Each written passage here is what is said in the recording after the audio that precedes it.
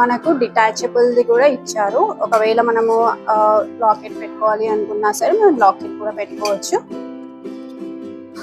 ఇది వచ్చేసి ప్రైస్ మనకు 35,299 అనేది పడింది. బొటానం చూసారు కదా.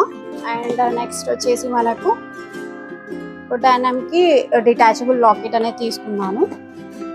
అండ్ ఈ లాకెట్ వచ్చేసి మనకు 7,599 పడింది.